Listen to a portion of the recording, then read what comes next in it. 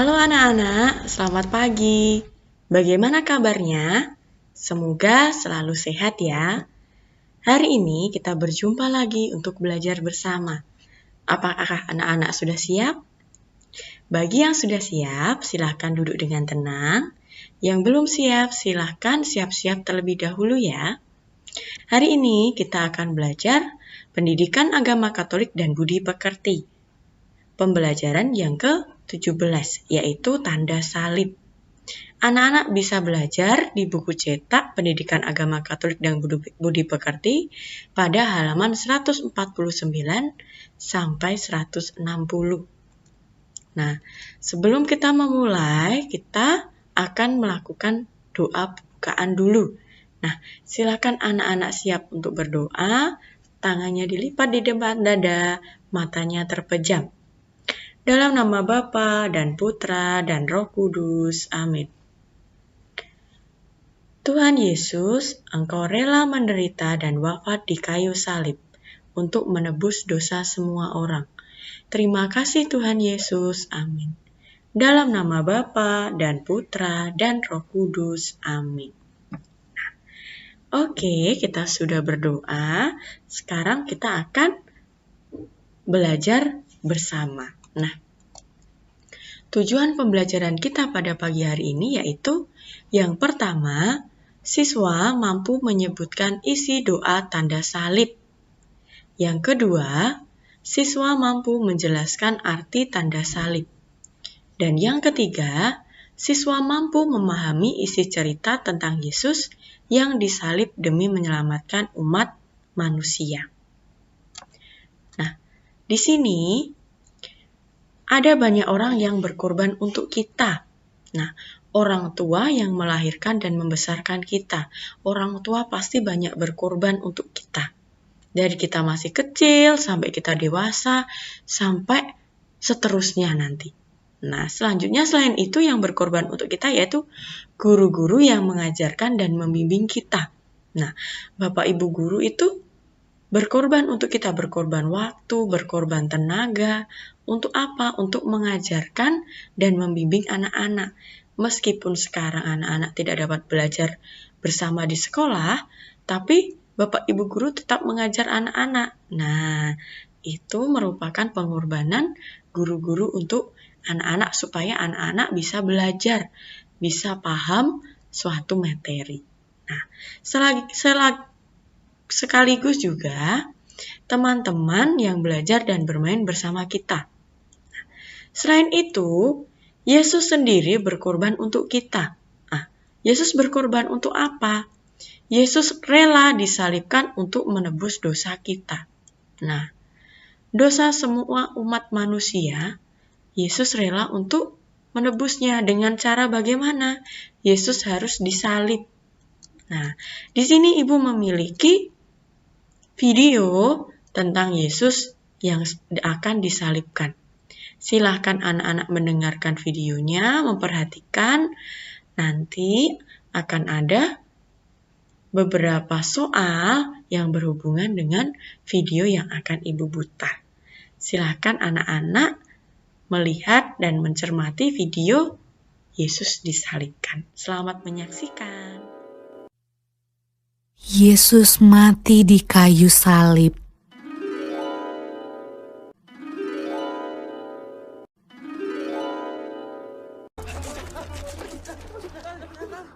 Sesudah mereka menangkap Yesus, kemudian Yesus dibawa menghadap imam besar. Lalu semua imam kepala, tua-tua dan ahli Taurat berkumpul di situ. Imam-imam kepala, malah seluruh mahkamah agama mencari kesaksian terhadap Yesus supaya ia dapat dihukum mati. Tetapi mereka tidak memperolehnya. Banyak juga orang yang mengucapkan kesaksian palsu terhadap dia, tetapi kesaksian-kesaksian itu tidak sesuai yang satu dengan yang lain. Maka imam besar bangkit berdiri di tengah-tengah sidang dan bertanya kepada Yesus, katanya, "Tidakkah engkau memberi jawab atas tuduhan-tuduhan saksi-saksi ini terhadap engkau? Apakah engkau Mesias, anak dari yang terpuji?" Jawab Yesus, "Akulah dia." Dan kamu akan melihat Anak Manusia duduk di sebelah kanan Yang Maha Kuasa dan datang di tengah-tengah awan-awan di langit. Maka imam besar itu mengoyakkan pakaiannya dan berkata, Untuk apa kita perlu saksi lagi? Kamu sudah mendengar hujatnya terhadap Allah. Bagaimana pendapat kamu? Lalu dengan suara bulat mereka memutuskan bahwa dia harus dihukum mati. Pagi-pagi benar, mereka membelenggu Yesus, lalu membawanya dan menyerahkannya kepada Pilatus. Pilatus bertanya kepadanya, Engkaukah Raja orang Yahudi? Jawab Yesus, Engkau sendiri mengatakannya. Lihatlah betapa banyaknya tuduhan mereka terhadap engkau. Tetapi Yesus sama sekali tidak menjawab lagi, sehingga Pilatus merasa heran. Pilatus menjawab mereka dan bertanya, Apakah kamu menghendaki supaya ku bebaskan Raja orang Yahudi ini? Maka mereka berteriak lagi, katanya, Salibkanlah dia! Lalu Pilatus berkata kepada mereka, Tetapi kejahatan apakah yang telah dilakukannya? namun mereka makin keras berteriak. Salibkanlah dia! Dan pada waktu itu, adalah seorang yang bernama Barabas. Mereka telah melakukan pembunuhan dalam pemberontakan. Dan oleh karena Pilatus ingin memuaskan hati orang banyak itu, ia membebaskan Barabas bagi mereka. Tetapi Yesus disesahnya, lalu diserahkannya untuk disalibkan. Mereka mengenakan jubah ungu kepadanya, menganyam sebuah mahkota duri dan menaruhnya di atas kepalanya. Kemudian mereka mulai memberi hormat kepadanya. Katanya, Salam, hai Raja orang Yahudi.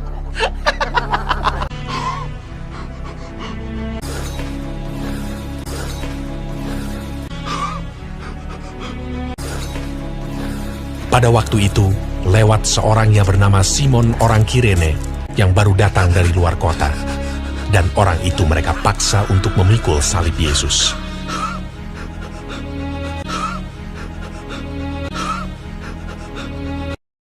Mereka membawa Yesus ke tempat yang bernama Golgota, yang berarti tempat tengkorak.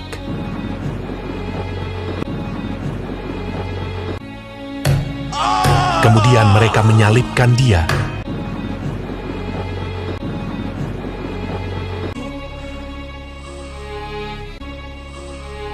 Hari jam 9 ketika ia disalibkan.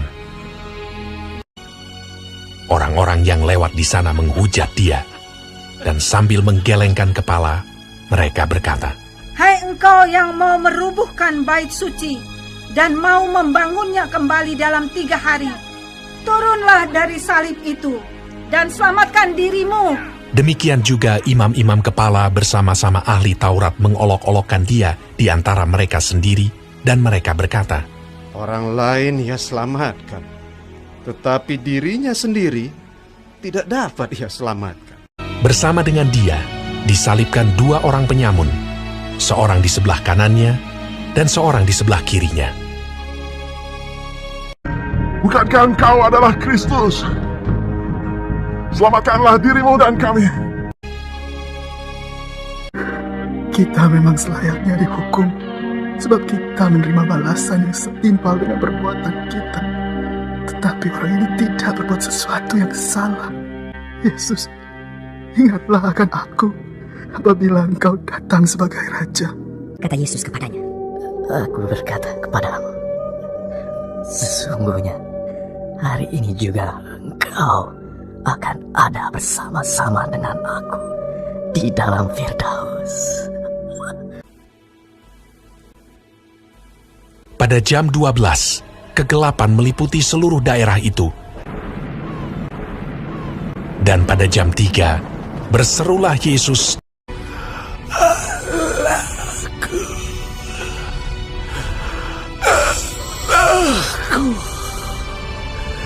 Mengapa kau meninggalkan aku? Lalu berserulah Yesus dengan suara nyaring dan menyerahkan nyawanya.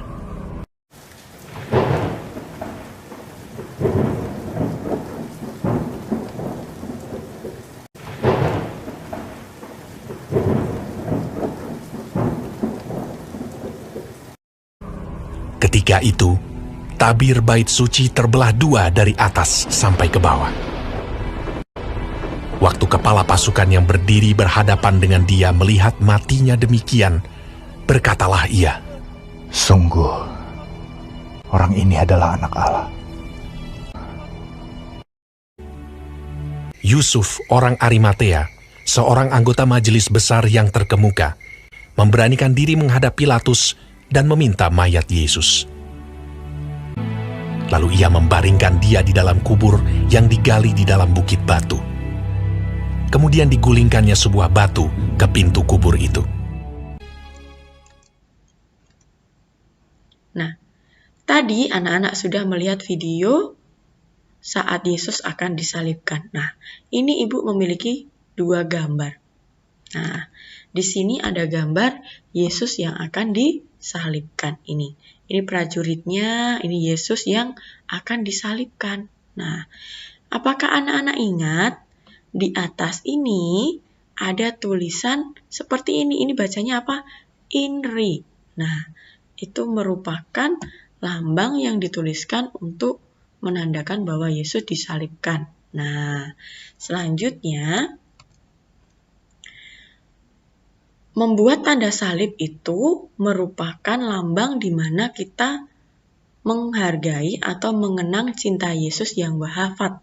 Nah, saking cintanya Yesus kepada umat manusia, Yesus rela mati, disalibkan. Nah, maka kita itu sebelum berdoa, kita harus melakukan tanda salib sebagai tanda bahwa kita mengenang cinta Yesus yang wafat di salib untuk menebus dosa manusia.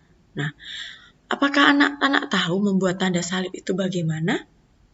Membuat tanda salib itu dimulai dengan meletakkan tangan kanan. Coba tangan kanan anak-anak. Yuk, dinaikkan. Tangan kanannya mana? Nah, meletakkan tangan kanan di dahi. Dahi mana? Dahi. Nah, sambil mengucapkan dalam nama Bapa. Nah, kemudian tangan kanan ke dada sambil mengucapkan dan Putra. Dalam nama Bapa dan Putra, di dada Putra. Dan selanjutnya tangan kanan pindahkan ke pundak kiri dengan mengucapkan dan Roh Kudus. Nah, ke kiri dan Roh Kudus. Terakhir tangan kanan pindah ke pundak kanan sambil mengucapkan amin. Nah, kita mulai ya. Anak-anak mengikuti ibu. Mulai dari dahi. Dahi, tangan kanannya di dahi. Dalam nama Bapa. Lanjut ke dada. Dan Putra. Dan Roh Kudus. Amin. Nah, bisa ya anak-anak? Oke, sebelum kita mau berdoa, kita harus membuka dan menutup dengan membuat tanda salib. Nah, tanda salib juga berarti kita mengenang cinta Yesus yang wafat di salib untuk menebus dosa manusia.